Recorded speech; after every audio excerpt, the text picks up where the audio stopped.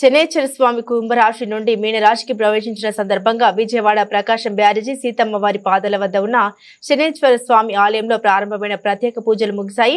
శని దోషాలను తొలగించేందుకు శనివారం నుండి సోమవారం వరకు పూజలు నిర్వహించారు. విజయవాడ ప్రకాశం బ్యారేజీ సీతమ్మ వారి పాదాల వద్ద ఉన్న శనేశ్వర స్వామి శ్రీ కోధినామ సంవత్సర పాల్గొన్న బహుళ అమావాస్య శనివారం రోజున కుంభరాశి నుండి మీనరాశికి ప్రవేశించిన సందర్భంగా త్రైహాగ్నిక దీక్ష పూర్వకంగా ప్రారంభమయ్యాయి. శాంతి కళ్యాణ మహోత్సవాలు ముగిశాయి. ఆలయ ప్రధాన అర్చకులు శ్రీమన్నారాయణ మూర్తి ఆధ్వర్యంలో 3 రోజులు ప్రత్యేక పూజలు జరిగాయి. శనేశ్వర స్వామి వారు రాశి మారుతున్న సమయంలో వివిధ రాశుల వారికి దోషములు ఏర్పడిన నేపథ్యంలో ఈ పూజలు నిర్వహించారు. దోషాల నివారణకు ఆలయంలో 31 వరకు జరిగిన ప్రత్యేక పూజల్లో భక్తులు విరివిగా పాల్గొన్నారు. ఈ సందర్భంగా ఆలయ ప్రధాన అర్చకులు శ్రీమన్నారాయణ మాట్లాడుతూ ప్రత్యక్షంగా పరోక్షంగా కూడా శాంతి కళ్యాణ మహోత్సవాలు జరిపించామన్నారు. ఓం నీలాంజన సమాభాసం రవిపుత్రం జమాకృతం ఛాయామార్తాండ సంభూతం తమ్నమామి శనైశ్వరం.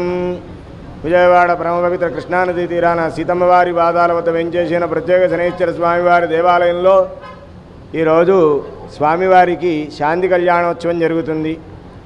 స్వామివారు ఈరోజు కుంభరాశి నుంచి మీనరాశిలో ప్రవేశిస్తున్న సందర్భంగా త్రయాన్నిక దీక్షాపూర్వకంగా స్వామివారికి శాంతి కళ్యాణ మహోత్సవాలు జరుగుతున్నాయి.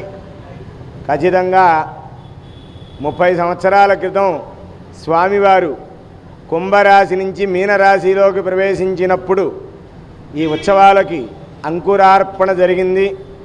అప్పటి నుంచి ఇప్పటి వరకు ప్రతి 2.5 సంవత్సరాలకు ఒకసారి స్వామివారికి ఈ శాంతి కళ్యాణ మహోత్సవం జరుగుతూ ఉండడం విశేషం. అందుచేత మేషరాశివారు, మీనరాశివారు, కుంభరాశివారు, సింహరాశివారు, ధనుస్సు రాశివారు స్వామివారిని పూజించిన ఎడల అష్టమ అర్ధాష్టమ ఏలినాటి శని దోషములు తొలగిపోయి సుఖసౌఖ్య సౌభాగ్య సంతోషములతో స్వామి అనుగ్రహం పొందగలుగుతారు.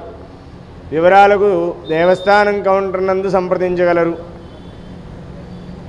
ప్రధాన అర్చకులు శ్రీమన్నారాయణ శనీశ్వర స్వామివారి దేవస్థానం విజయవాడ.